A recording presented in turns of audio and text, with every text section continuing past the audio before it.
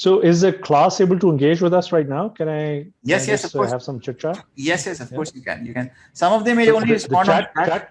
Yeah, आप voice पे बात करें, they'll respond on chat. Okay, so here's a question I love to ask people. In my own entrepreneurship class, and anytime we're talking about VC and investing, think of it as a pop quiz, and everybody has to respond in the chat with the answer quickly. Don't think too much about it. It should be second nature to you by now. So startup,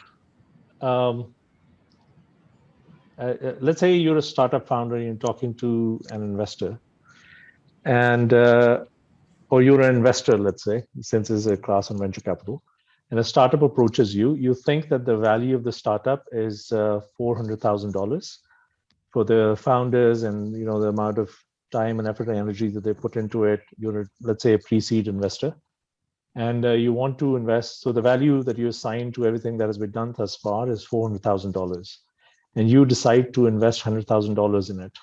How much equity would you take? So you think the startup is worth $400,000, you're investing $100,000 in it. How much equity should you get? Okay, we have a 25%. Anybody else? 25%. Come on, hurry up. It doesn't require a lot of math. It's a simple math problem. It's not a trick question. Okay, we finally have a 20%. Okay, there it is. So that's what I was trying to figure out. A lot of people would hear $400,000 company, we're investing $100,000, and they take 100,000 divided by $400,000. They would say 25%, what most of you have done. But actually, the way to work out the math is the value of the company is $400,000.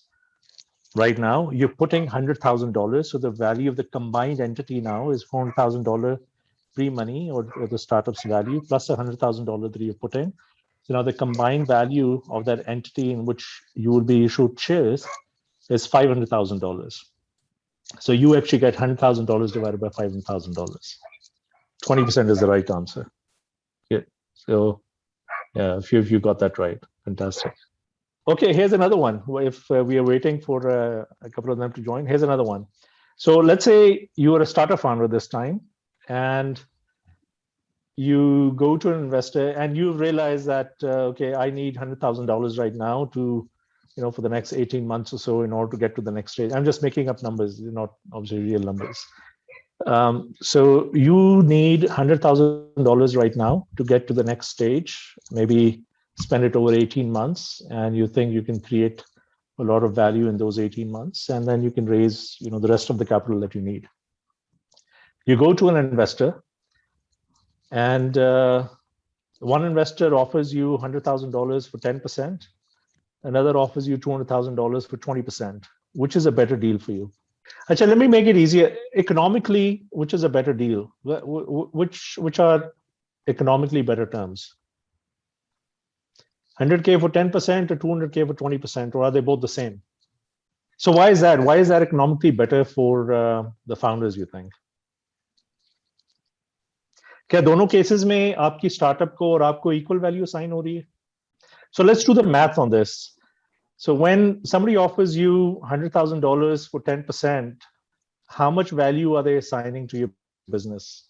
Pre-money value, okay, for all the effort and everything that you put in the business before taking the money, how much value are they assigning? It's sort of linked to the first question I asked. $900,000, right?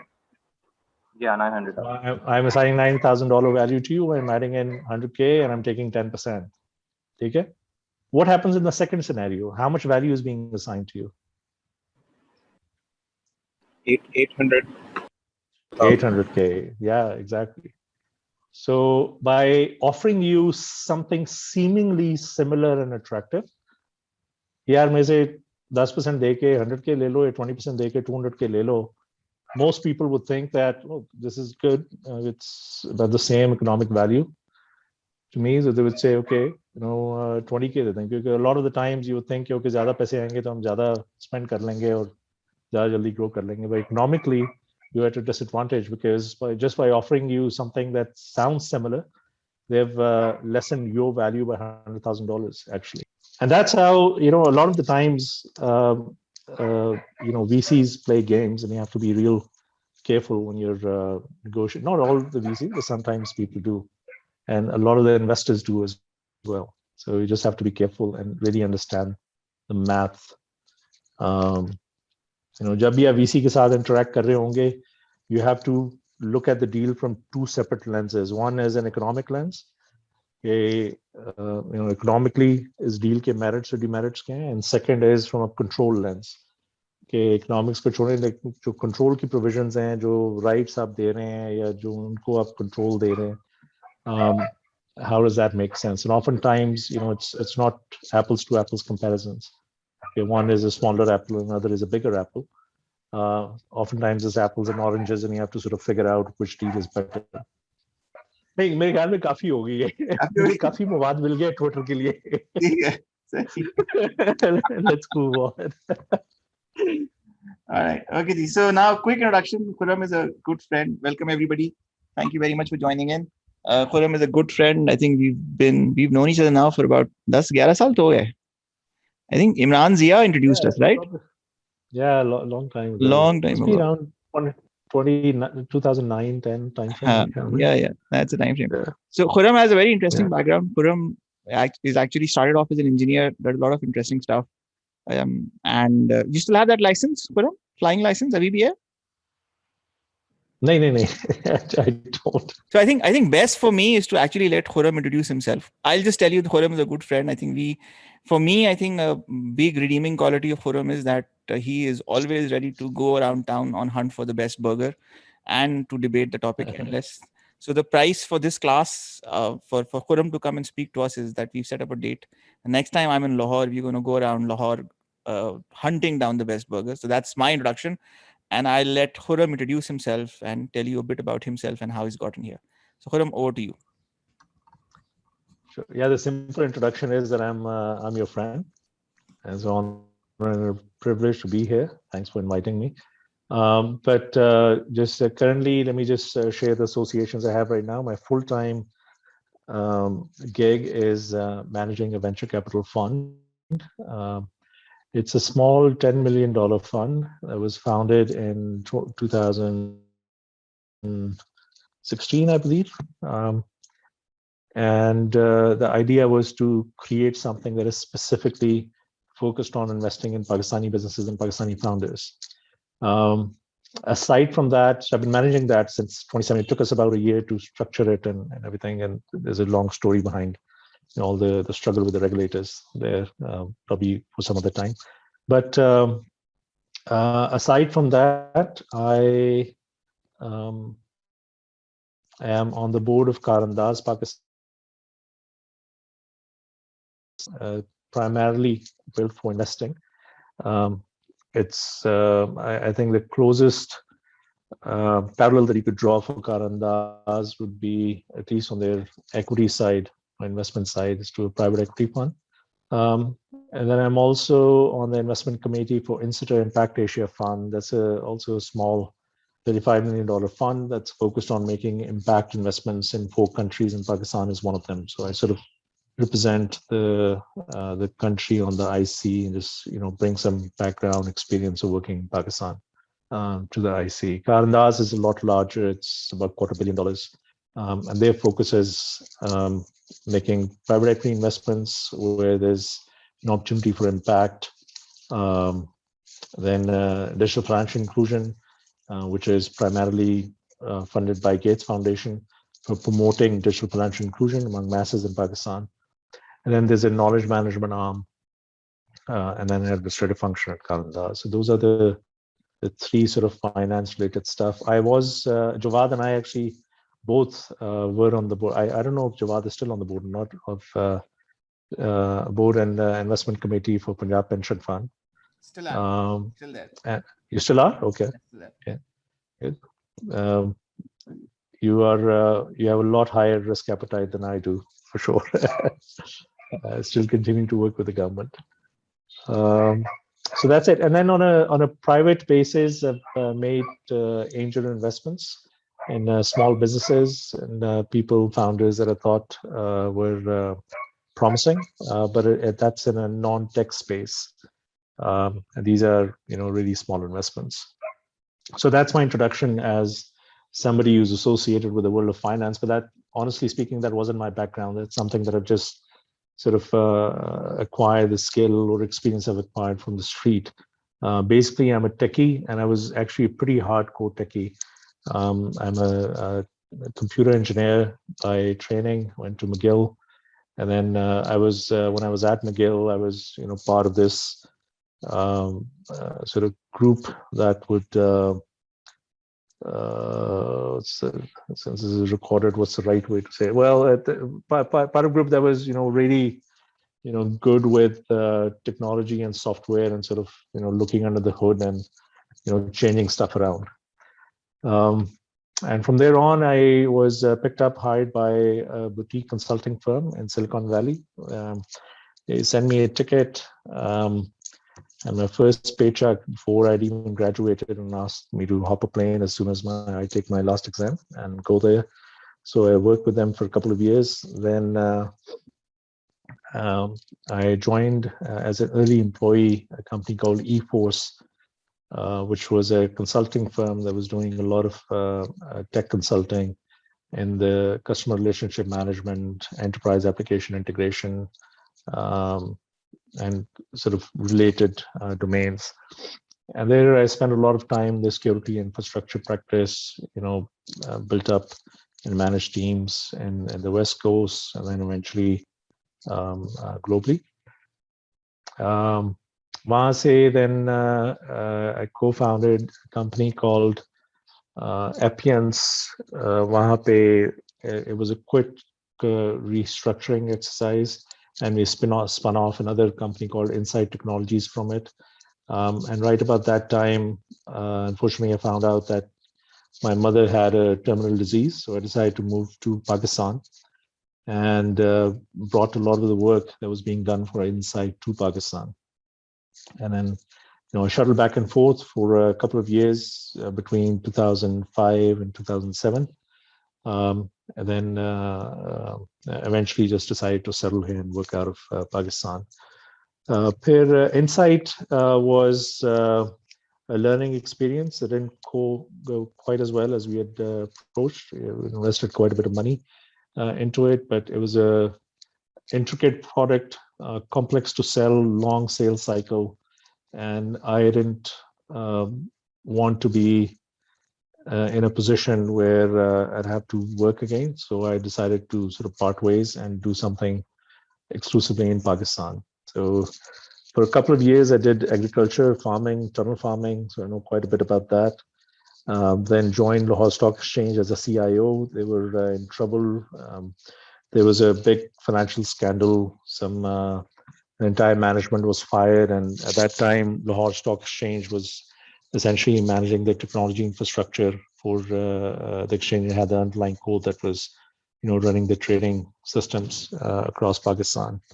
So they brought me in at that time to just sort of fix things, bring in management, and then, get everything stable. So I was there for a couple of years, then I quit and started evangelizing entrepreneurship with the Punjab government at the time.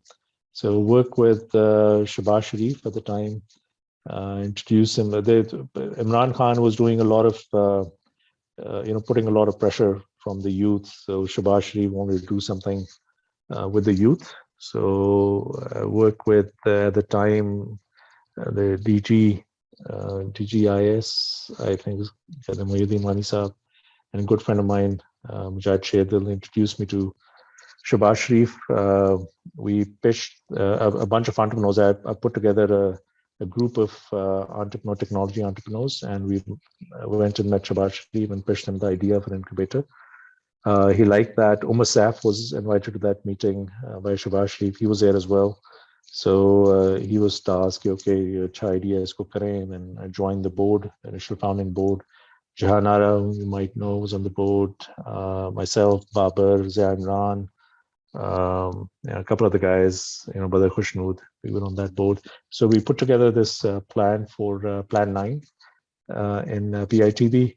So we sort of help, scout the initial few teams and help with some instituting some processes and doing some mentoring and guidance and PITB instituted a management there to run the day-to-day tasks, and then everything was sort of handed over to them. And I was asked by LUMS to join their efforts to promote entrepreneurship. It made that attempt a few times in the past. It wasn't very successful. So I joined them in 2014, founded a Center for Entrepreneurship there.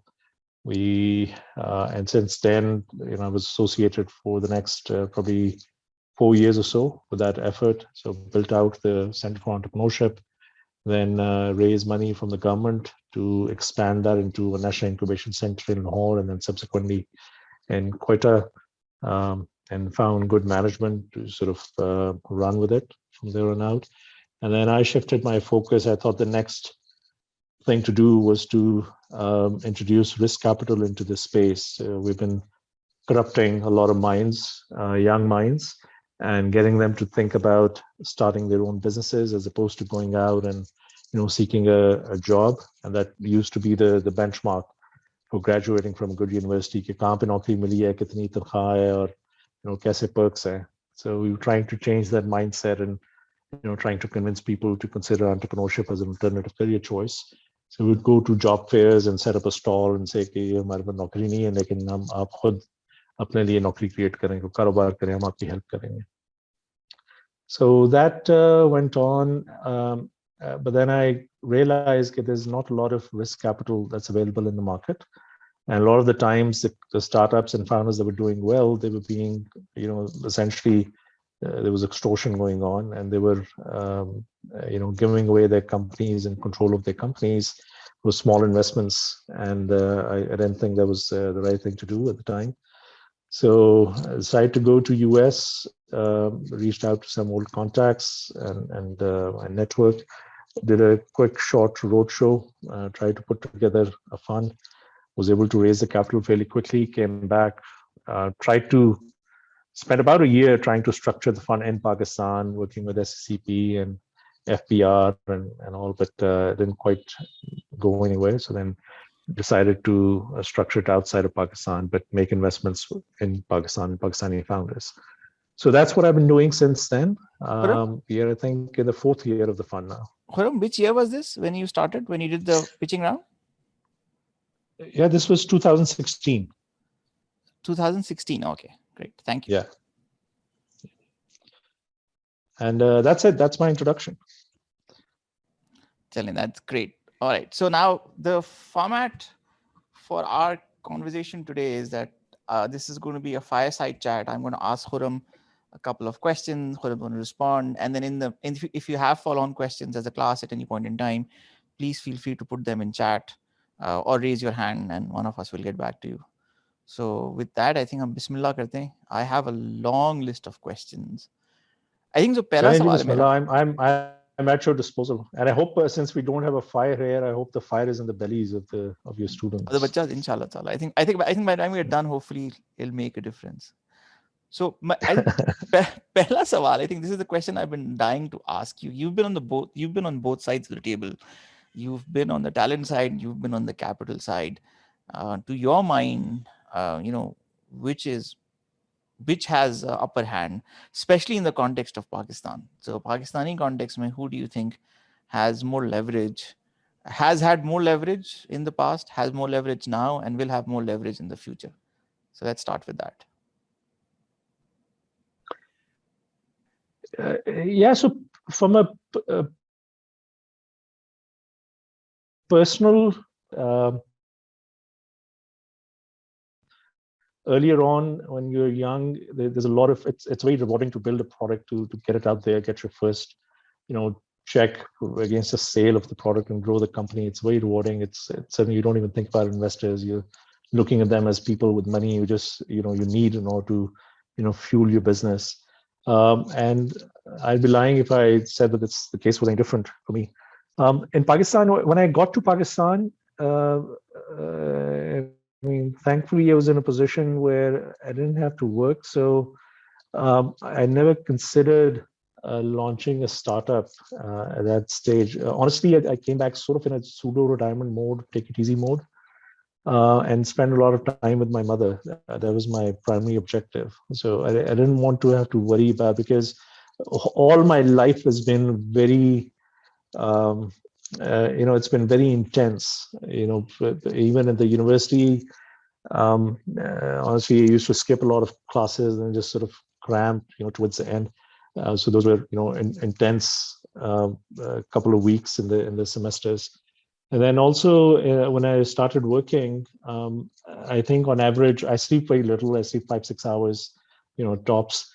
And most of the time I would just work. And that was my sort of, hobby and, passion and everything, just working and learning new things in the technology sector. That's one of the opportunities that you have. You can constantly learn and adapt, and there's always something new coming up, as opposed to a lot of other professions, for example.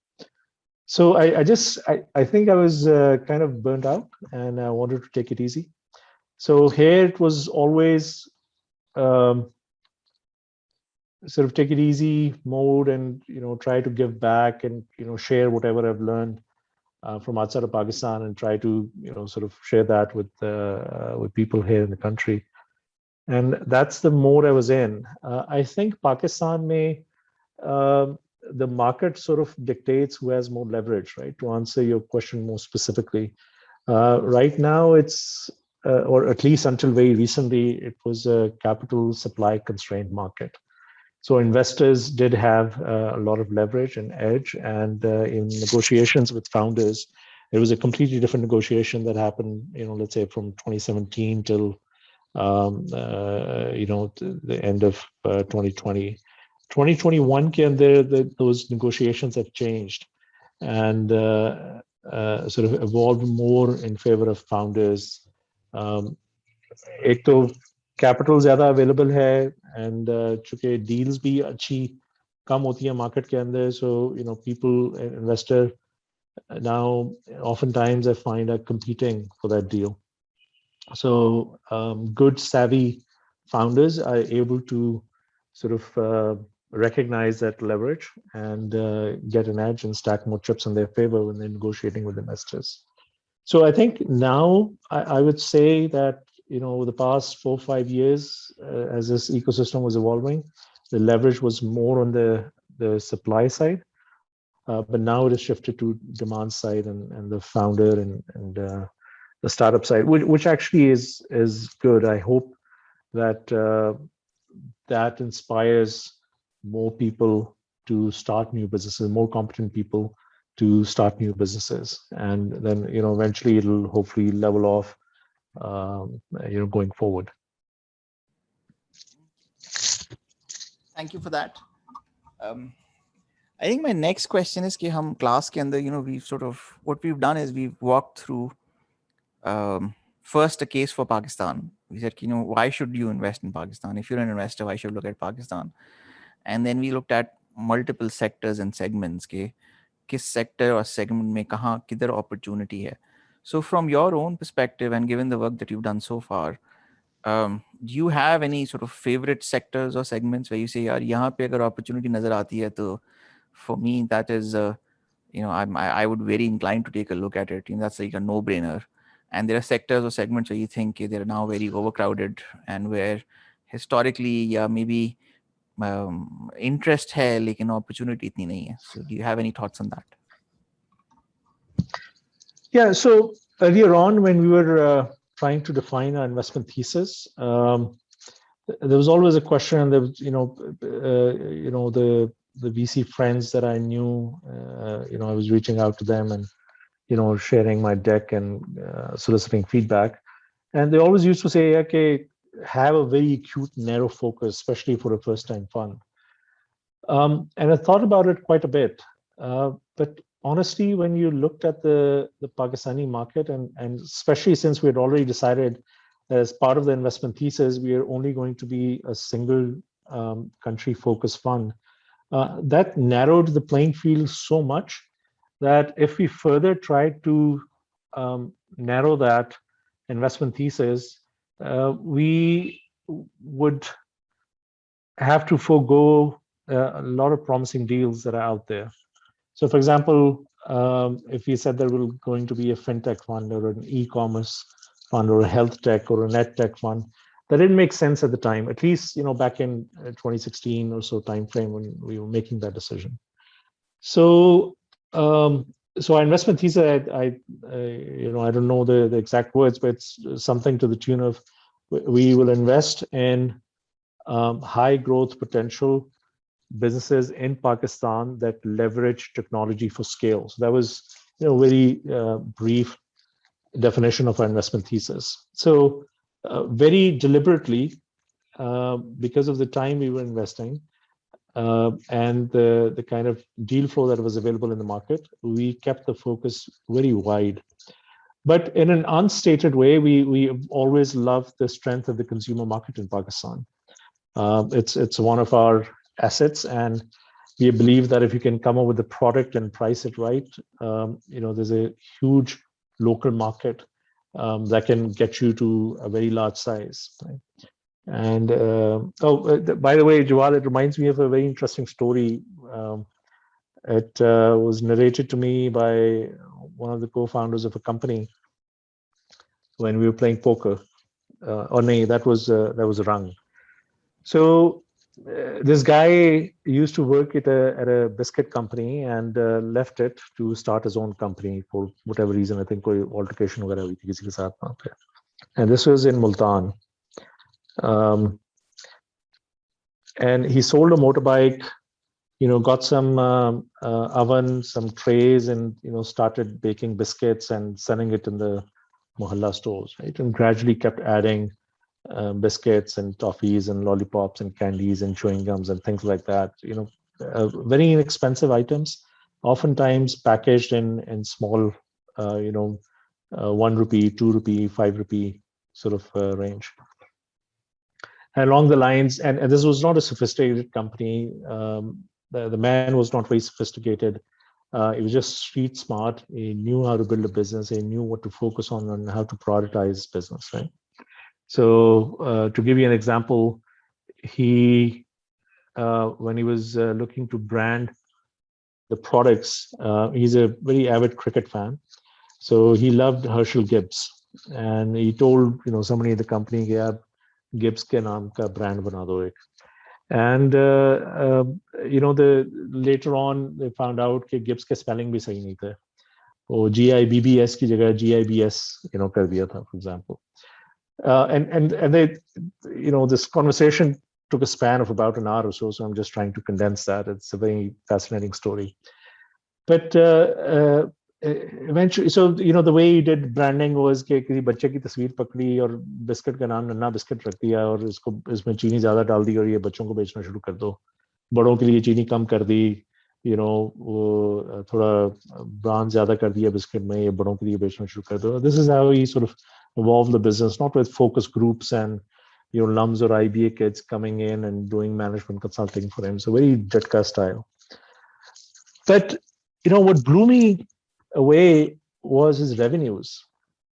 Okay, you have to think big. I mean, remember our context, right? We're having the context. The context of this conversation is the size of the consumer market in Pakistan. And do some rough math. कि यार पाकिस्तान में 200 million लोग हैं, इतने million बच्चे हैं, रोज का 1 रुपए की कैंडी लेते हैं, 2 रुपए की कैंडी लेते हैं, कितनी सेल होगी, multiply by 365. Then that's an intelligent way to guess this number.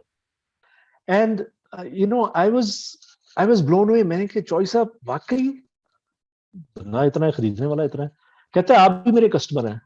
मैंने कहा चॉइस मैं आपका कस्टमर नहीं हूँ. कहते हैं शर्त लगा लें और एक दफा नहीं, आप मेरे रिपीट कस्टमर हैं. मैंने कहा चॉइस वो कैसे, मैंने ना आपके ब्रांड का नाम सुना है, ना मैंने कभी ये खरीदे हैं, छोटे छोटे ये टॉफियां गोलियां.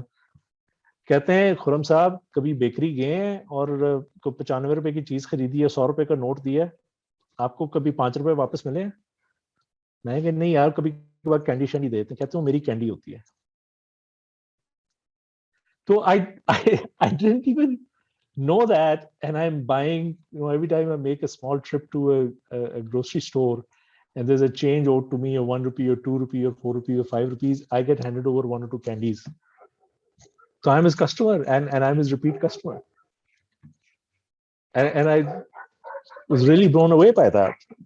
I said, yeah, this is a fascinating story. How did you do it? तो कहते हैं मेरे 2 उसूल हैं. मैंने कहा वो क्या? कहते हैं एक ही है कि माल नहीं रोकना अपने डिस्ट्रीब्यूटर्स को।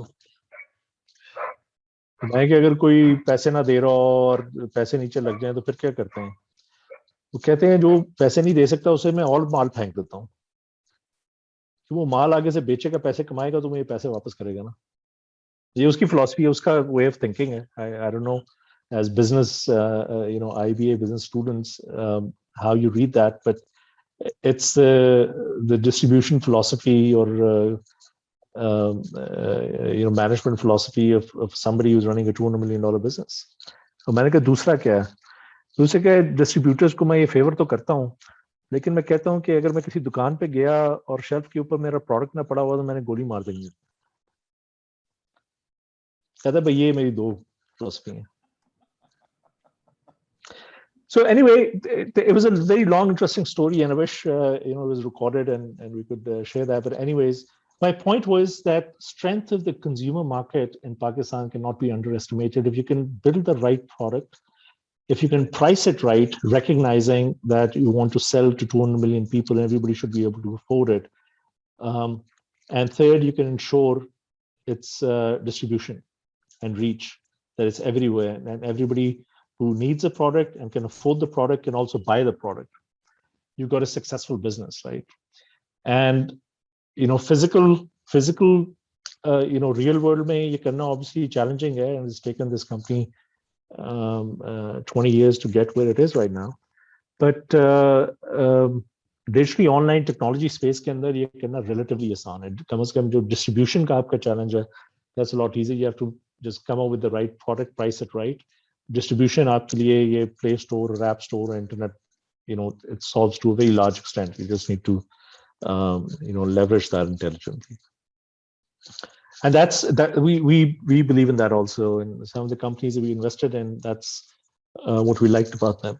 It's a product or service that every Pakistani consumer can potentially use. The second thing we look at is कोई ऐसी प्रोडक्ट है, कोई चीज है जो जिसकी पाकिस्तान में मार्केट स्मॉल हो, लेकिन we can leverage a good team and the ability to build the product, but then we can distribute it globally, again leveraging these platforms. So we invested in mobile companies, for example. There's an ad tech company that we invested in, has a global customer base. We invested in a gaming company, and there's a social gaming platform that has a global customer base. So those are the two low-hanging fruits that we have invested in so far.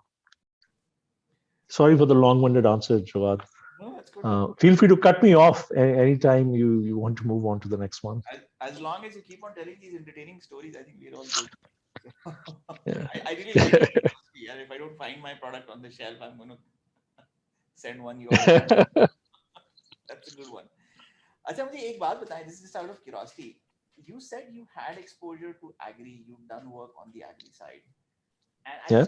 And we spent in the class, we've had a long, intense discussion on the amount of wastage that's there in the produce chain, in the fresh produce Yeah. in Pakistan. I'm a little surprised that आपने उसको explore और नहीं किया, either on the investment side or on even on a personal venture side. Was there a reason to not go to that space? Yeah, actually, that was one of the reasons I quit Lahore Stock Exchange. I was a CIO there, and it was very mundane work, right? Just building and maintaining a system. I was, designing, architecting, developing very large web scale systems for companies like Visa and Sony and Bank of America and all. So it all seemed, even though Pakistan ke lihaz se it was a very large system, it was not as exciting. And what I brought to the management was that, yeah, look, agar hum ne exchange license ko ये public shares trade करने के लिए use करना है, तो we'll never be able to catch up with Karachi Stock Exchange. सारा काम वहां पर होता है, धंधा वहां पर होता है शेयर्स का, और इवन लाहौर में भी जो ब्रोकर्स बैठे हुए थे वो उन्हीं के सब एजेंट्स एक तरह से बन गए हुए थे. We're not going to be able to capitalize on that. If we have a securities exchange license, why don't we use it for something and trading something just mein hamari strength hai, being in Lahore and Punjab, and that's agriculture. And I conceived a project for an agriculture commodity spot exchange. So the idea was, built on this, because there's a lot of wastage. Mandis are very inefficient. Price discovery easy nahi hai. Information asymmetry है बहुत ज़्यादा.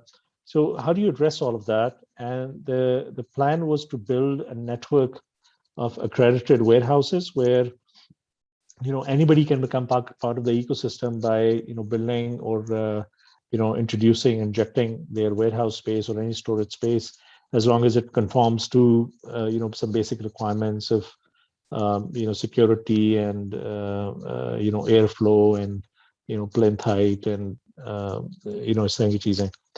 And you make all of these. अभी I don't know आप लोगों को ये पता है या नहीं, पाकिस्तान का बहुत पता नहीं 19th century का लॉ है जो आपकी एग्रीकल्चरल मार्केट्स को रेगुलेट करता है. और अगर आपने कोई भी एग्रीकल्चर कमोडिटी को ट्रेड करना है, you have to bring it to one of the notified markets, जिसको मंडी कहते हैं. मंडी से बाहर आप वो ट्रेड नहीं कर सकते. इवन टू द एक्सटेंट जब ये मेट्रो शेट्रो बने थे, उन्होंने लार्ज क्वांटिटीज के अंदर एग्रीकल्चर प्रोड्यूस खरीदना शुरू की. So they actually had to be declared a mandi per se. So they sort of lobbied and got a special provision introduced in the law that allowed them to be treated as a mandi. So आप अपनी सारी produce जहां मर्जी होती है वो आपने मंडी के अंदर लेकर आनी है, और वहां पे जो आड़ती हैं, which is essentially rent seekers, आप सिर्फ उन्हीं को बेच सकते हैं और उन्हीं के थड़े के ऊपर आपके हार्वेस्ट का सौदा होगा. So that introduces, उसकी वजह से वेस्टेज भी बहुत होती है, प्राइस डिस्कवरी पूर होती है. आप अगर let's say राजा जंग, जहाँ मैं अपने दोस्त के साथ ये कर रहा था, वहाँ से हम रायवंड, कसूर और लाहौर की मंडियों के ऊपर रेट चेक करते थे आड़तियों के पास, जहाँ पे बेस्ट रेट होता था वहाँ पे अपना हार्वेस्ट बेचते थे. अब आपने वो ट्रकों पे लोड करके, expanding thousands of rupees, you've sent all of that harvest to that मंडी, और आपको पता चला वहाँ आर्मी फार्म्स वालों के 50 ट्रक आलू लेके पहुंच गए हैं. उस मंडी में उसके आलू की कीमत गिर जाएगी. And it's your bad luck. कसूर में वही रेट है, रायमंड में वही रेट है, but you can't afford to move everything over to another mandi because there is transportation cost involved in this. So the idea was कि आप इस इनएफिशिएंसी को ओवरकम करें और लोगों को नियरेस्ट accredited वेयरहाउस के अंदर जाके अपनी कमोडिटी को जमा करवाने दें. वहाँ पे वो वे भी होगी, ग्रेड भी होगी, और उनको एक इलेक्ट्रॉनिक रसीद इशू हो जाएगी, and that receipt is tradable on Lahore Stock Exchange. So basically you are enabling price discovery nationwide. Okay? And then the idea was to take it a step further and do cross warehouse netting, after when you're settling the trades, to introduce a transportation bidding system into it, or insurance ka system. And then now, since farmers have these commodities lying in an accredited warehouse and it's safe, they become bankable, right? So the farmer, पहले farmer को होता था कि वो जाके मंडी में बेचेगा, उसको पैसे मिलेंगे तो अगली फसल का सीड खरीदेगा और अपने ट्रैक्टर का डीजल खरीदेगा और पेस्टिसाइड वगैरह खरीदेगा. Now what he can do is he doesn't have to sell the commodity. मैं अगर आलू के ट्रक लेके लाहौर के मंडी गया हूँ और मैं बेचना नहीं चाहता, I don't have to sell them, right? In the current scenario, you have to do it. You have to offload your commodity because you can't afford to bring it back. So now, since you have a bankable commodity, your that electronic receipt is bankable. Now you can go to a bank and you can say, okay, there's a price discovery happening on the stock exchange and the spot market. आपको पता है कि मेरी commodity की price क्या है, आप उसके ऊपर एक हेयर कट अप्लाई करें और मुझे लोन दें, और बेशक आप पार्टनरशिप करके वहीं पे उसी वेयर हाउस में जहाँ आपने कमोडिटी जमा कराई है, वहाँ पे आपके सीड्स भी पड़े हुए हैं और आपका फर्टिलाइजर भी पड़ा हुआ है और आपके पेस्टिसाइड्स भी पड़े हुए हैं, और वहाँ से उठा के ले जाएं उसी ट्रक में जिसके अंदर आप अपनी हार्वेस्ट लेकर आए. And then we thought of a Kisan card and all of that. So I went and raised money for it. Mia Mansha Saab, Nishat Group, and MCB and Jubilee Insurance Company, they both decided to invest in it. RF Beepsa was very interested in it. But there was some politics between KSE and LSE, and when the project was pitched to the board, KSE got a wind of it, and Karachi Stock Exchange said we want a share of it also, and it just became a nightmare to deal with all the politics. So I quit after that. But it's something that required a securities exchange license, and I found out later on that it's not easy to get that, especially with some vested interests. Frankly, I wouldn't say controlling, but strongly influencing at times our regulators also. And this was before. But yes, this was before PMX sorry? or around PMX? जो Pakistan mercantile exchange बनाते हैं उससे पहले की बात है? नहीं, so Pakistan Mercantile Exchange is a futures exchange. It's not a spot exchange. Oh, so okay. future contracts trade होते हैं. Yeah. I wanted to create a spot exchange, so basically an electronic mandi. Okay. So in fact, it complemented PMEX because PMX को एक underlying चाहिए, right? In order to settle the contract. So जो उनका current process है, that's completely arbitrary. Now you would have a market जहाँ पे actual price discovery हो रही है. And आपके underlying जो भी आप जिसके futures आप बेच रहे हैं उसकी price आपको पता है क्या है और 30वें दिन उसकी price क्या होगी 60वें दिन उसकी price क्या होगी. Got it. Well, that makes a lot of sense. I think it's a real loss कि नहीं हुआ because I think this there's just so many applications of this across the market, across markets. Yeah, absolutely. It's still an amazing project. I'd actually worked. I don't know if you know Farooq Mahboob. He was at USAID. उस वक्त वो एक project कर रहे थे जहाँ पे they were looking to sort of reform the agriculture marketing law and legislation. तो मैंने काफी lobby करके put in a lot of effort. There were plenty of people who were very supportive at this USAID project. Comonix was the name of the company, but I forgot the name of the project or program. तो उन्होंने फिर Punjab government मुझे सिंध का नहीं पता लेकिन पंजाब के अंदर कम से कम अब प्रोविजन है कि you can have an electronic Mandi it's actually part of law so वो हर्डल ओवरकम हो गया हुआ है लेकिन ये एक सिक्योरिटीज एक्सचेंज लाइसेंस वाला जो हर्डल है I think it's an amazing opportunity for somebody to take on मैंने भी रिसेंटली जो पंजाब के फाइनेंस मिनिस्टर हैं उनको भी ये पिच किया कि at least shared with him the deck that I put together. So I don't know if he'll take it seriously or not, but at least it's out there for people to explore. Yeah, I think it's a great idea. I think it's something that can completely transform the space. And I think absolutely. यार जब आप agriculture market को जब study करने जाते हैं ना you find out कि इसमें कितनी inefficiency है. Farm gate से मैं आपको supply chain बताता हूँ. Farmer, व्यापारी, आड़ती फड़िया फैक्ट्री या कोई डिस्ट्रीब्यूटर रिटेलर कंज्यूमर ये 7 लोगों की चेन है उसमें हर कोई पैसे बनाता है टका के पैसे बनाता है तो जो चीज आप फार्मर से 10 रुपए की खरीदते हैं वो 200 रुपए की मार्केट में बिकती है it's insane the amount of inefficiency and rent seeking and it's पूरी वैल्यू चेन के अंदर and there is an opportunity to disrupt all of that. So Khurram, this leads to a completely different question, and this is also something that we've discussed in the class, but we haven't sort of figured out the right answer for that. And wo ye ke when you look at a market like Pakistan, jahan pe there are challenges with efficiency and there are challenges with waste. So produce ka market is one space, right? Isme aapne kaha ki do issues hain. Ek issue ye ke 7 log hain and everybody takes their cut, so there is room for improvement there. But उसकी एक downside और भी है वो ये कि 7 लोगों में when a produce moves, especially when it's a perishable commodity, तो वो 7 लोगों का जो 7 दिन का टाइम है या 10 दिन का टाइम है 15 दिन का टाइम है that also has an impact on the shelf life. So wastage भी वहाँ पे दोनों साइड यहाँ पे right? तो एक element आपके पास है you come in and you disrupt the market by cutting out unnecessary waste from the chain by reducing the inefficiency in the chain, right? एक element आपके पास है. This is one part. And in a market like Pakistan, you could say that there is so much space for reducing waste and improving efficiency in so many areas. That's एक भी आप चीज पकड़ लें and you can आपकी 7 पुश्तें और 7 generations हैं उसके बाद खाएंगे उससे. तो एक element ये. Yes, absolutely. But then there's a second element, and that element is what we study and that what we read in and what we see outside, which is that creating markets that don't exist. So what's your read on this?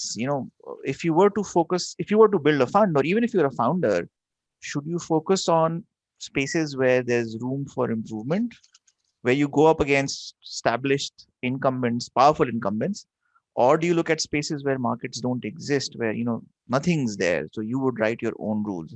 What would be your sort of preference or take on that point? Yeah, नई I mean, they're both huge opportunities. I mean, जो existing markets or existing ways of doing things हैं, उसमें the huge inefficiencies, huge problems, customer service के issue हैं, cash flows के issues हैं, price discovery के issue हैं. So, I mean, even if you're doing something existing and creating a market that's already there in a physical form and you're trying to electronify it, which is sort of what's going on with some of these latest B2B investments, right? It's a big opportunity, and the same is the case for any new markets also. हमारा ये जो मैं आपको project describe कर रहा था, इसके अंदर we wanted to create a market for logistics. So, for example, आपने सरगोदा में बैठ के लाहौर के अंदर कोई माल खरीदा है, तो बजाय इसके कि आप किसी ट्रक वाले को ढूंढते फिरें या किसी लॉजिस्टिक्स कंपनी को ढूंढते फिरें, जब भी आपने उसकी डिलीवरी लेनी है, यू से कि ये क्रेडिट वेयर हाउस ए से क्रेडिट वेयर हाउस बी जो नियरेस्ट है सरगोदा में उसके या उसके गोदाम के अंदर आपने मूवमेंट करनी है, and you bid it out on this marketplace, and these trucking companies, logistic companies basically bid on it, and you assign the delivery order for that much commodity to them. They go to that warehouse, it gets loaded up, there's a fee for that, it gets transported and delivered to where you want it delivered, and that was a concept of a completely new market. नई markets create करने के लिए मेरे ख्याल में आपको investment काफी चाहिए. People are used to doing things a certain way, जो ऑफलाइन मोड के अंदर, and oftentimes उनका behavior change करना, to introduce them to new concepts, new ways of doing things, it requires a lot of investment, which companies like Careem and Uber have done, for example. Well, they've essentially created a marketplace for consumers looking to get a ride, and drivers who have empty space in their cars and are willing to offer that. But they've had to sort of to change the behavior from the alternative, which was either owning the car or calling in for a taxi. They had to spend a lot of money and incentivize both on the supply side and the demand side. वो consumers को भी जो 300 रुपए की ride है वो 100 रुपए में मिलती थी, और जो ड्राइवर है जिसने 100 रुपए एक्सपेंड किया उसको 150 रुपए मिलता था या 200 रुपए मिलता था, just to be part of the network. And that is we're talking tens of millions of dollars, if not hundreds of millions of dollars. अच्छा, एक चीज अभी आपने you just when you gave the example of the logistics part of that warehouse example, did you also looked at iterations where you would actually say कि जी आपने माल लाहौर से उठाया है, लेकिन वही माल आपको सरगोदा की मंडी में अभी रेडी स्टेट में मिल जाएगा, because Sargodha also has a बोरियां of आलू और कीनू और खरबूजा और तरबूज. So yeah, absolutely. Yeah, we called it cross warehouse netting. Yeah. So actually होता ये है कि आपने माल लाहौर से उठाया है, लेकिन किसी लाहौर वाले ने जिसको लाहौर में चाहिए उसने सरगोदा में उठाया है, तो you could actually net it across a warehouse and only move the delta from the farther locations. आपकी transportation cost काफी बच जाती है. That was actually all thought out and part of the business model. Perfect. All right. So what was your learning from this exercise and what did you take away from it? Learning ये थी कि कोई भी काम जिसमें सरकार की involvement हो, one way or another, उससे दूर रहे. Okay. It was pretty simple, succinct and pointy lesson. Thank you so much for sharing this. I think this was great. अच्छा, आप मुझे ये बताएं, I think आप इसी को थोड़ा सा और expand करते हैं, and वो ये it's a sort of a follow-on question on this, and that is Sure. that when you speak to investors, a lot of investors have this thesis or the school of thought where they say, for example, look at Rocket, for example, right? So their thesis is that all markets follow an arc. So if you sort of get to that market at the beginning of the arc is more or less going to be similar, right? So what's played out in the US will play out in China, will play out in Indonesia, will play out in India, will play out in Pakistan. And you can look at that and say, अच्छा ये यहाँ इस direction में जाने वाला है. So as long as you get there early enough, there's a reasonable chance that you will see something similar happen. And this is not original thinking, but there's decent return to be made on that, because you have a sense of how this film is going to get played, right? That's one part. Yeah, absolutely. I mean, Rocket Internet built an entire business model around this. On that, yeah. So एक model ये, दूसरा model is जो भी आपने बात की, which is the original thinking new markets वाला model, where you're actually looking at local contexts and space and then thinking अच्छा इसको हम और क्या कर सकते हैं. So again, इसमें भी, do you have any preferences? Do you sort of have a higher leaning towards the rocket model, or you have a better leaning towards the original thinking model? What's your take on this? मेरे ख्याल में Jawad original thinking बड़ी rare है. अगर हम कभी समझते भी हैं कि कोई चीज हम ओरिजिनल कर रहे हैं, तो often times it's not. This spot exchange, it wasn't a something original that I thought of or created. I just got inspired from what was happening in India and Ethiopia, and just put a Pakistani spin on it. Original thinking के लिए जो depth है, intellectual depth और R&D और the research infrastructure and all of that, मेरा नहीं ख्याल हमारा इतना वो डीप है कि हम बहुत सारी इस तरह की अपॉर्चुनिटीज क्रिएट कर सकें. ऑनेस्टली स्पीकिंग, जब कोई इस लेवल पे पहुंचता है, he or she probably gets picked up and oftentimes end up coming up with original ideas, original products in another market. So Pakistan ke andar, frankly speaking, I've rarely come across an idea, and I've listened to so many pitches and read so many decks. I've rarely come across an idea which was truly original, homegrown Pakistani market specific thing. I'd love to hear something that you've heard or thought of, or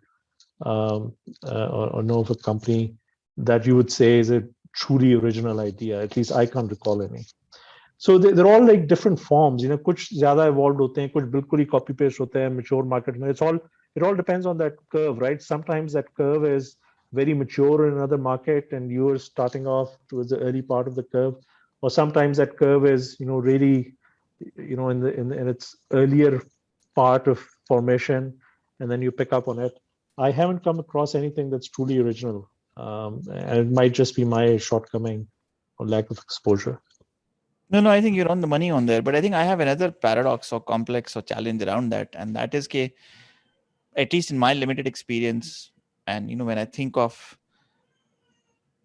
the original thinkers that I've known, original thinkers are really good at original thinking, but they're horrible at execution and follow-up. And I don't know, I don't know if you agree or disagree with that assessment, but my worry is that thinker to mil jayega aapko, but the thinker needs to be coupled with a good, solid executor and follow-up, who's good on both sides. And that team, I think that combo, I think is very, very rare, not just in Pakistan, but also outside Pakistan. Yeah, Jawad, मेरे ख्याल में I sort of agree with what you're saying, लेकिन मेरे ख्याल में हमारा issue जो है ना, वो ये नहीं है कि original thinkers are not good executioners. That's actually often the case in a lot of markets. It's very rare that you get the combination of original thinker and great executioner in one person. Oftentimes what happens is you get an original thinker who pairs up with a person who's great at execution, and then something amazing comes out of it, right? Mera kam se kam, I don't have any empirical data to back this, but my thinking is that we are inherently a very low trust society in Pakistan. हम अगर कुछ चीज कर भी रहे हैं ना, कोई ओरिजिनल थिंकर किसी यूनिवर्सिटी में बैठ के उसने बड़ा कोई अमेजिंग चीज डिस्कवर की है, we generally be very hesitant in sharing that, and or trusting somebody कि यार चलो मिलके ये करते हैं, और okay 50-50 equity होगी or something like that. We're not as open with the ideas, or we're not as trusting as some of these other markets or other societies, and I think that might be the reason for why we don't see a lot of that in Pakistan, as opposed to execution capability. Oftentimes that is the case. That's not their forte. Their forte is original thinking, creativity, research, problem solving. They're not great at execution. लेकिन जो developed ecosystems हैं, उसके अंदर people trust each other. They're able to recognize their shortcomings, and they're able to, find a partner who sort of completes them, and then do something together that's great. I think that's a good balanced perspective and a good balanced answer. अच्छा मुझे एक बात और बताएं, इसी के ऊपर, because we've sort of gone in a different direction and I want to sort of explore that a bit more before we come back to the primary topic. Sure. And वो इसी से related है, and that is, do you actually sit down and make an attempt at predicting the future in the markets that you're working in? Do you actually sit down and say, 2 साल, 3 साल, 5 साल, 10 साल बाद क्या होगा? As in, is that an exercise that you do? Like, have you done that exercise? Do you do that regularly? Do you do that once a year? Do you do that once in 5 years, 2 years, 3 years, 4 years? Do you set a direction and you say, okay, this direction will impact my investment thesis, and then I'm going to sort of change my behavior accordingly? But I think my primary question is, okay, how important is predicting the future, and is that something that you look at? Is that something that you do? And if you do, then how do you go about doing that? Yeah, honestly, we don't. We obviously look at opportunities and try to evaluate where this business will be in 5 years or 10 years down the road, and whether it's something that we should invest in, and whether there's a growth opportunity and the market is large enough, and what's our exit thesis and all of that. But we don't sort of do that sort of discovery exercise, or predicting the future exercise, and then look for opportunities to invest in that space. And primarily because we'd just be sitting on our capital for a very long time if we did that. I wish and hope that's not the case. A few years down the road, we have competent original thinkers creating companies and challenging investors this way. But unfortunately, since our focus is so narrow on the Pakistani market, we just have to sort of pick the best of the lot that's out there. So, for example, we wouldn't invest in something that we believe is there's a lot of it in the market. There's a lot of competition, and there'll be just a lot of burn that's just to sort of fend off the competition. We try to be in spaces where there's relatively less competition, there's growth opportunity.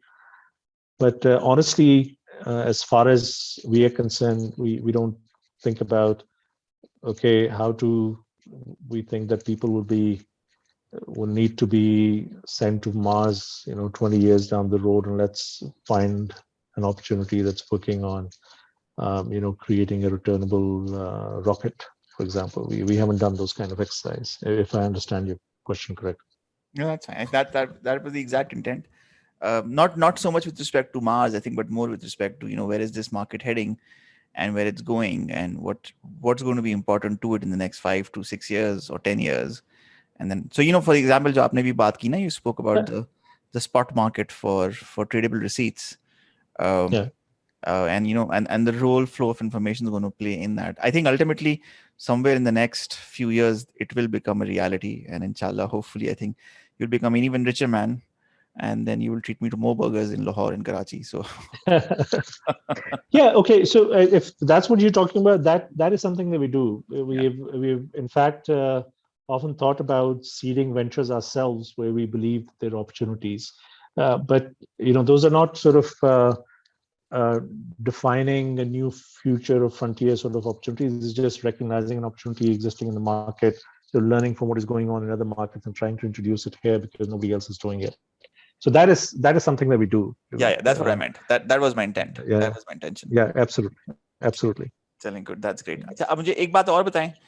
आपने भी बीच में, you've mentioned this, and I wanted to sort of follow it on, but I didn't. But I now want to do it, and that is the case for Pakistan. So when you were raising your fund, even when you talk to investors outside, right? What are the key pillars of your case for investing in Pakistan? How would you sort of describe that in a couple of minutes? Yeah, I think any case in Pakistan, One thing we have to sort of keep in mind is when you're approaching international investors or anybody outside of Pakistan that have the ability or opportunity to invest anywhere in the world, you first have to sell the country, right, before you can sell the opportunity, the specific opportunity within the country, and oftentimes you have to do that, and that's the recent sort of macro numbers, what's happening in the stock market, those. So there's lots of positive news and blue chip investors investing in Pakistan. All of that is something that would typically make part of the Pakistan, the country, the Pakistan, the country story, and then we dive into a specific investment thesis, right? So and those are the strengths. The macro numbers are improving. There's a strong market, 200 million people. More importantly, the age demographic is very promising. It's a growing market. We have, I think, probably the second or third highest population growth rate in the world, which is not necessarily good, but it also it creates problems, but it also presents opportunities also. The urbanization from rural to urban is happening at a very rapid pace. It's ballooning right now. Internet penetration, access to technology is becoming cheaper, is growing at a very rapid pace. At times it was almost like 1 million new broadband users, mobile internet users being added every month. There's the labor is, there's wage, skills and resources are relatively cheap in Pakistan compared to the rest of the world, even though that's changing very rapidly. I was having a conversation with a friend of mine who was looking to hire somebody with some machine learning experience. And he followed up eventually. He said, I ended up hiring somebody and paying him 1.2 million rupees a month. The guy has 7 years of experience. And that's not something that you would have heard of, just a couple of years ago. So things are changing there, but that there's still that, labor price arbitrage that exists, or skill professional price arbitrage that exists in the Pakistani market.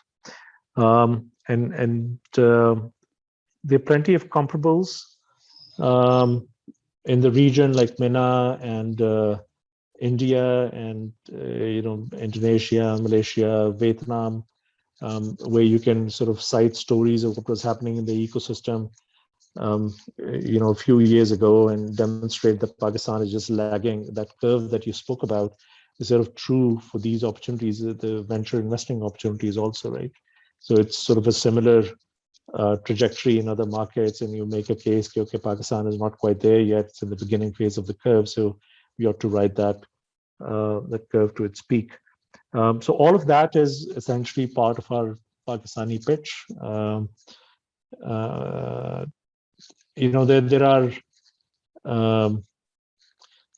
There's still impediments, honestly speaking, that as investors we have to sort of disclose and make our investors aware of in the spirit of full disclosure. But the good thing is that those impediments are being addressed at a very, very rapid pace. SECP has been phenomenal in the way they've responded to what we and startups and investors have taken to them as challenges, and try to come up with regulations and rules and legislation supporting us. State Bank has been absolutely phenomenal, especially since Reza Bakr took over, and they've followed through on the smallest things that we have asked for, and worked very closely with the industry to modify rules and make it easy to bring money in and take money out. FBR is still elusive. They're not very. edit करना पड़ेगा ये सबको. Yeah. It's difficult to approach them even, but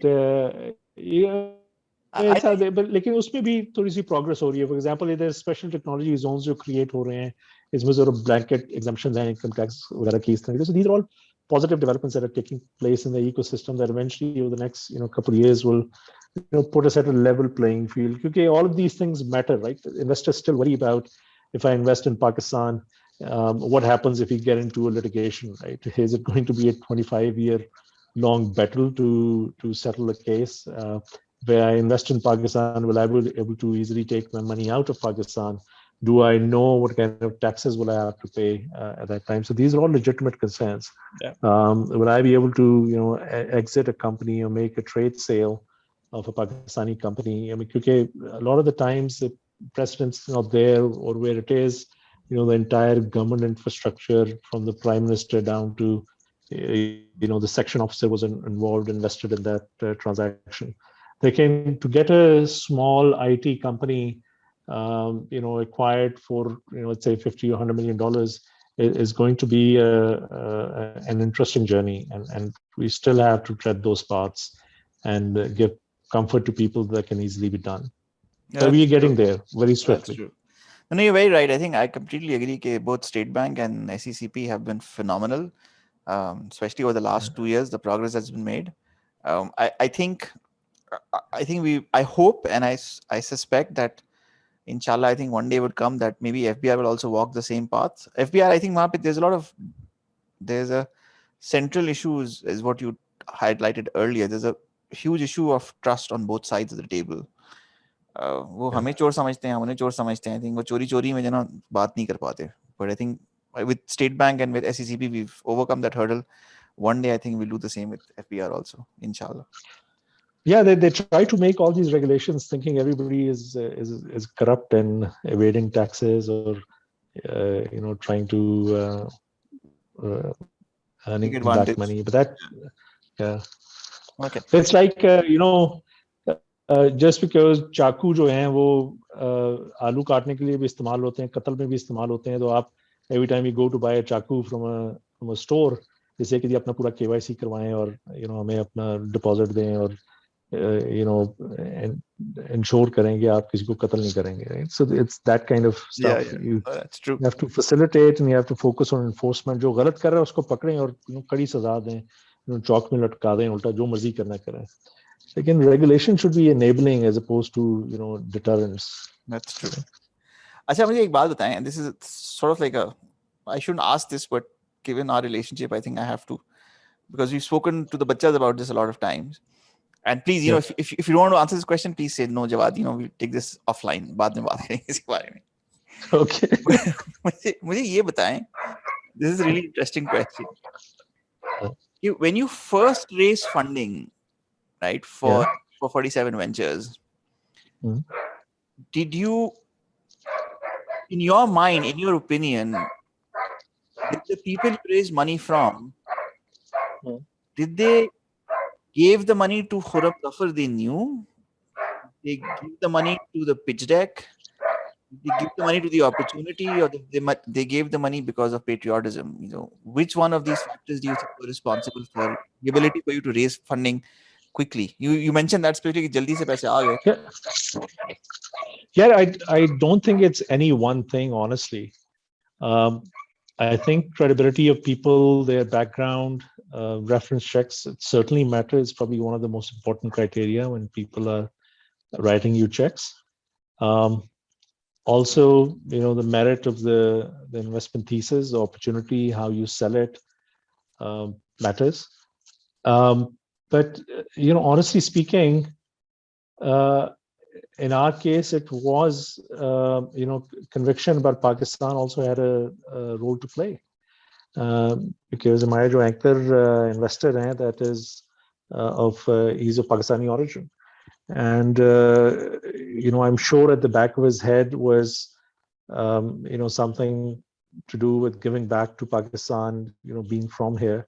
It would not have been the case if it was a non-Pakistani origin person writing the check. Because जब आपको पूरी दुनिया के अंदर investment की opportunity हो और better markets हो, better regulated हो, ease of doing business भी हो, track record भी हो, exits भी आसान हो, capital movement भी आसान है, tax law stable है, आपको पता है कैसी market है.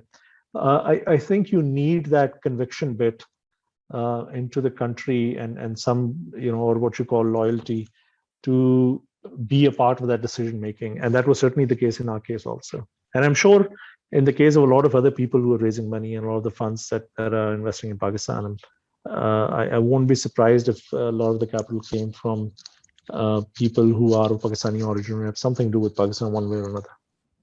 Okay. All right. So I think we've covered, mashallah, a lot of ground. How are you doing on time? How much time do you have? Oh, I'm good. I have a dinner date with my wife, but I can push it out. No. When is that? When do you have to sort of stop? It's every Friday, man. Every Friday.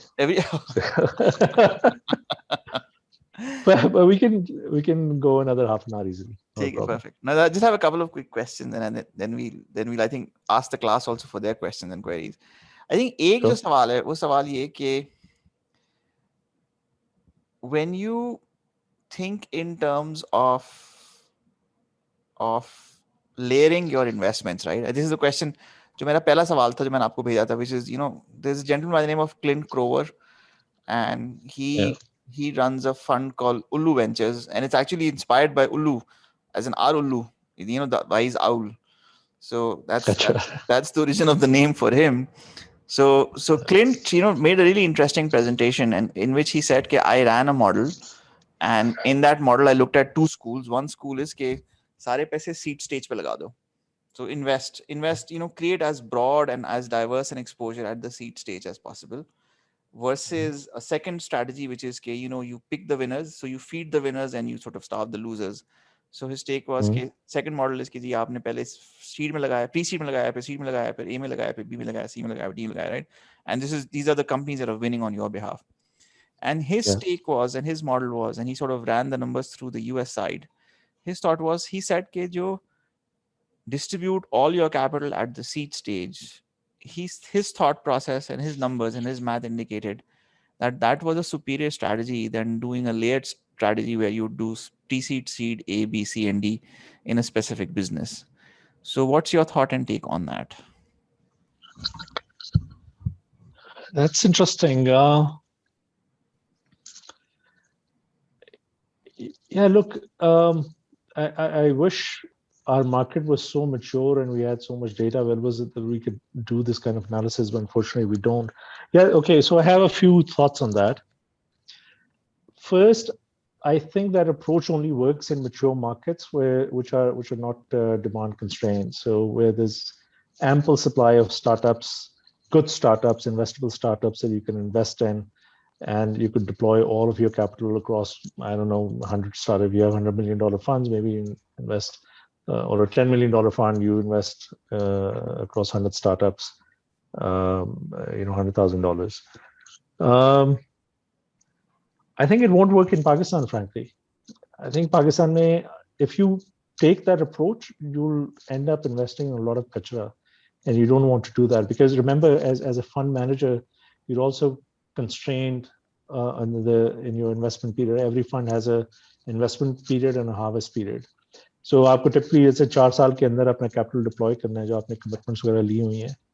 So you'll be very hard pressed in a market like Pakistan to take that approach. That's my first sort of gut reaction to it. I think second thought, and this is driven by अभी हम Series A round कर रहे हैं for one of our investments. I think that my second point is that, again, in a market like Pakistan, if you're not investing in a follow-on round, when you have capital in the fund, it might be read as, at least if not a red flag, as a yellow flag by follow-on investors. Because remember, a lot of investors in Pakistan are investing for the first time, especially from outside of the country, right? So they actually look and seek and talk to us. I mean, abhi jo hum paise raise kar rahe hain, HealthWire ke case mein, for example. Investors want to talk to existing investors and find out whether we are going to be participating in this round or not, because, and I'm sure the reason they're asking the question is to sort of gauge our conviction in the business, right? So I think oftentimes, again, I think it's a function of a market that is not as well developed as some of the other markets where this study might have been conducted in. You're saying US, I think. So, and last point I have on this is that I think every time you make an investment, it has to be an informed decision, right? And I think when we are making the decision to invest in a company's next round, we are again doing the same due diligence, and we're doing the same analysis and modeling and sort of risk analysis to figure out whether this is a good investment or not. We don't say that, okay, just because we invested in the seed stage, now we're gonna, invest in Series A stage just because somebody else is investing. We do our own analysis. We have more data and insight. If anything, our model is slightly more mature, it's more informed. We know more about the founders. We know more about the business model. We know more about the market after having spent a year and a half or so with the company. So we think that in the subsequent round, when we are evaluating allocating more money into an existing portfolio company or investing in a new startup at seed stage or first check, I think we just have inherently more confidence in the projections that we are doing compared to something we're investing in for the first time, where we may not know the founders as much, or the product as much, or the ability to execute as much, or the market as much. So I think at the end of the day, it's an objective decision. It's not exactly quantifiable, but as near to quantifiable as possible, right? There's always this subjective element in decision making. But I think in summary, just because given the size of our ecosystem, I think we don't have a choice. I don't think it'll be very prudent to take that shotgun approach, especially if you're structured as a fund and you have time constraints and IRR constraints and things like that. I don't think now is the time to do that. Maybe 4 or 5 years down the road, it might be plausible, and there's more data to inform that decision. But I think right now, I'd err in the favor of the second case that you alluded to. Yushma, I think एक मेरी thought ये भी थी. I really liked the presentation that Clint had made, but I think one of my big concerns was, and you've alluded to that also, is that we are still short of capital. There's a lot of capital floating around, right? But accessing that capital is a completely different story. And as a seed investor, any signal that you can give to follow-on investors to come in and jump in the round is far more important at this stage, at least. Yeah, with the market absolutely. evolving, absolutely. Then to sort of. Yeah, I wish I could invest in 100 companies and have the confidence that, with plenty of capital, they'll, evaluate the companies and invest in them. Yeah. But that is not the case. So you have to sort of take the lead and oftentimes make introductions and sort of show your conviction in the business. Yeah, absolutely. I agree. ठीक है जी. अच्छा, अभी एक चीज मुझे और बताएं, and this is, I think, again this is an optional question. You can opt in or opt out, or you can tell me. जवाब मैं बता तो रहा हूं, लेकिन बाद में आप इसको edit कर दीजिएगा. ठीक. What is it that you like in the founders you like, and what is it that you dislike in the founders you dislike? So you 2 या 3 attributes that you really, really like in a founder. You say, if I see this, then this is a done deal. And 2 or 3 attributes that if I see this, then I don't want to do this transaction. Yeah, so there's okay, so there are clearly things that I like in founders. I like to see in founders, and I think the number one thing is their passion for the problem they're looking to solve, or the opportunity, or the commitment to that business or cause. I mean, how deeply do you believe in solving that problem, and how deeply do you believe that you could do a good job and sort of build a successful business out of it, right? And that comes up very, very quickly in conversations.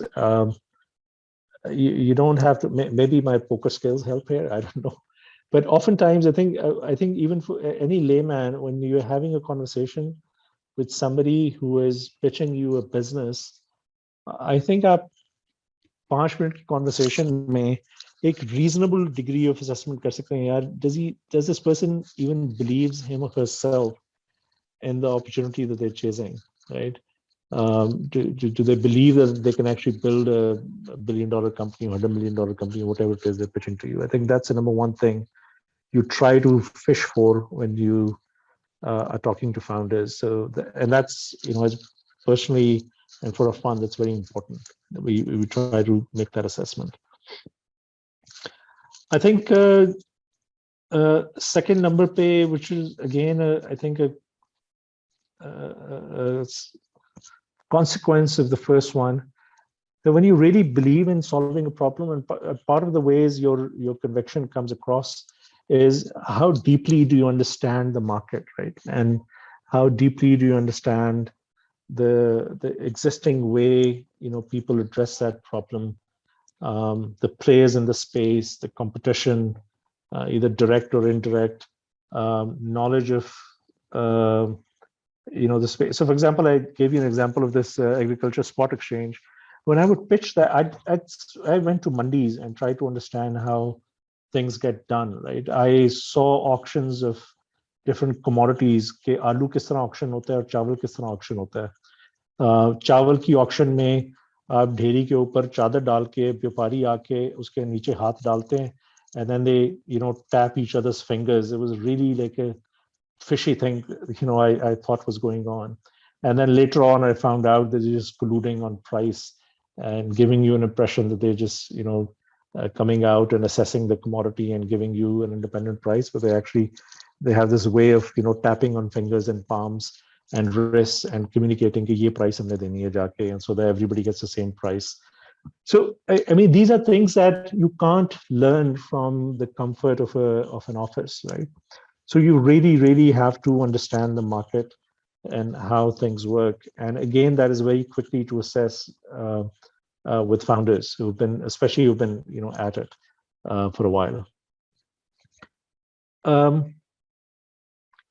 तीसरी चीज जो मैं I try to look for is के how deeply have they thought about this business, right? And key, I don't know, you want to call it vision or foresight or whatever, but there's a comfort that I like to draw from founders कि okay यार, अभी जो तुम कर रहे हो, अगर ये सही नहीं होता और A की जगह B हो जाता है तो फिर क्या पाथ होगा, और B की जगह C हो जाता है तो फिर क्या पाथ होगा, और C के पाथ में जाते हैं और उसके आगे जाके D हो जाता है तो फिर क्या होगा. I try to sort of take the founders on a journey of growth in this business and try to assess कि उन्होंने कितने इसके alternatives, paths, or जो सोचा हुआ है, or and how deeply have they thought about it, different contingencies, different risks, mitigation strategies. ये वाला industry expert ना मिला तो क्या करेंगे. So I don't know what you want to call it, but I guess their ability to sort of navigate through the anticipated growth of the company, I guess. Yes, game. So again, this is absolutely. That's a great way to put it. Yeah. Right. Then you try to look for people who have good, or at least demonstrate good high-level analytical skills, right? Problem-solving analytical skills. और उसका एक जो सबसे बड़ा indicator होता है ना, वो होता है the level of self-awareness. I love hearing from founders कि ये मेरी strength है, ये मेरी weaknesses हैं, and weaknesses, I'm aware of my weaknesses, and then this is what I've done to address my weaknesses, right? So your self-awareness आती है about yourself and about the business, and sort of looking at it analytically and then introspecting and then figuring out कि okay, ये हमारे business की strength है, ये मेरी strength है, ये मेरी weaknesses हैं, इनको हमने address करना है किसी न किसी तरीके से. Again, it's sort of related to the first few points that I've raised, but we generally tend to have a good discussion around this and try to figure out, do they even know themselves, or are they full of themselves and think that they can, they know all, and they can do everything by themselves. And then something related to that is their resourcefulness, right? Or what is it that they've demonstrated thus far? Okay, if they are aware that they are good at sales, have they demonstrated resourcefulness, the ability to communicate, the ability to influence their peers, and gotten somebody on board who complements them and is a good technologist or a good industry expert, or good creative designer, user experience designer, whatever it is that the business needs overall, right? And that demonstrates their resourcefulness in one way. That's probably the easiest way to assess that. And then, if the team is complete and they've demonstrated their resourcefulness, what is it that they've done so far? Have they managed to convince employees to come on board and angel investors or seed investors to give them capital and invest with them? And what's their relationship like?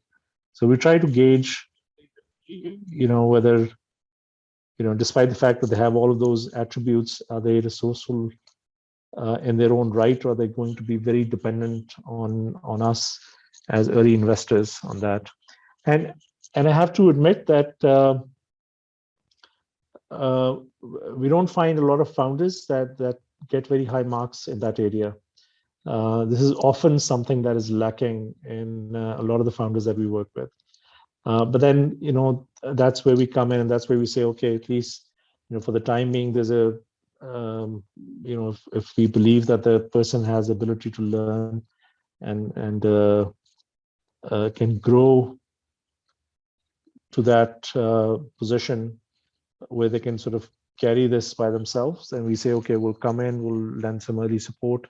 Oftentimes I've spent time in companies, just, taken a desk and been there and been part of, strategy and, ops and all of that. But eventually I like to get out and believe that the founder can carry the company on the growth journey by themselves. So those are the things, we generally look for. There are other things like, general intelligence, emotional strength of the founders that often comes out in, various scenarios, integrity, the ability to work with others, and things like that. So I would say that, aside from integrity, perhaps is one of the core attributes that we look for. But other things I think people mature into as they go on this journey, right? And a lot of it is subjective. It's very difficult to assign objective marks to it. A lot of this is just knowing and understanding people and reading people, honestly speaking, especially when you're talking about assessing founders. So poker helps. What was that? What was the last thing? Poker? I said poker helps. Every investor should be a poker player. No, it gives you. It's a great way to get to read people. No, I agree. I completely. I highly recommend it. It's a great game. I agree.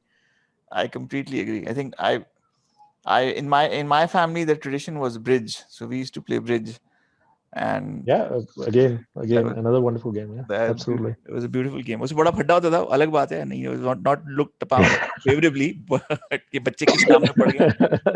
But I think I started playing bridge when I was maybe about 13, 14 years old. So yeah. So anyhow, telling good. So I think. और आपको ना वो risk लेना भी सिखाता है in a way. Yeah. Especially when you're playing poker, and part of that is having a big appetite for risk and all of this thing. Not everybody is lucky enough to be trained at home to be risk takers. Yeah. So you need another way to be able to do that. I have a fantastic story of my dad, and how that sort of he has helped me grow this risk appetite. That's for another time, perhaps. Okay. Anyway, we'd love to hear it if you have 5 minutes. We'd love to hear that part of the story before we close the session. It's just one of the many incidents that I consciously remember, right? And there are tons of others that I'm sure I've forgotten. But I remember it particularly because of the shock value of the incident, and that is made me remember that. I must have been 12-13 साल का होंगे. So I really wanted to get a bicycle, and my father eventually got me a bicycle. Grade अच्छे आएंगे, ये करोगे, वो करोगे. Just typically parents do. They make you work for it. So eventually, मेरी cycle आई लाल रंग की 2 पहियों वाली without the training wheels or anything like that. So very first day, I remember I took that out. अम्मी को घर में कोई मेहमान आया, उन्होंने कहा कि जाओ जाके 4 बोतलें ले आओ. So even though the dukaan was not too far from where we live, I could have just easily walked there. To get a cycle, I said, okay, I'm gonna go and get the char bottle on my cycle. So I went there, got the char bottle, hung the shoppers on the bike handles, and I turned around and there was a bike that was coming at a very fast speed. It was sort of थोड़ा सा curve था road में, so he couldn't see me, and I'm sure it was partly my mistake also. So he sort of hit me, और गाड़ी का वो जो cycle थी मेरी, उसका जो पहिए का अगला पहिया था उसका इंजन पिंजर हिल गया sir. I was like bent out of shape and all of that. तो स्टीयरिंग उधर हो गया, पत्तियां टूट गई उसकी, so quite a bit of damage, and I was devastated. It was my first bicycle, and it was the very first day I've taken it out, my first ride on it by myself. So anyways, जो एक दो लोग थे ना, वो cycle मेरे साथ carry करके घर लेकर आए. बोतलें भी टूट गई, मैं वापस फिर अम्मी से पैसे लेके दोबारा जाके लेकर आया. But anyway, my father was not home at that time, and now I was sitting and dreading facing him. So the story that was going on in my mind was going to come, and मेरी बड़ी डांट पड़ेगी और ये होगा वो होगा. I might not be able to ride a bicycle again and all of that. So my father came home. He वो garage में ही साइकिल पड़ी हुई थी, बाहर निकल के देखा कि साइकिल का इंजन पिंजर हिला हुआ है. So he came in.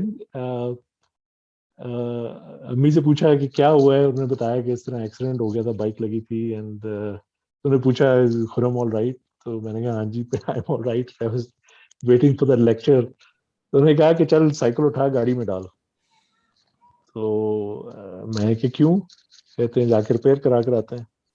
So he took me. He didn't even sit inside. He just, right as he was entering and having a conversation with my mother, he just told me to pick up the bike, put it in the car. Got to a bike shop in Canal Park. We got it. He made the guy fix the wheel and make it drivable, and put it back in the car. We came back home.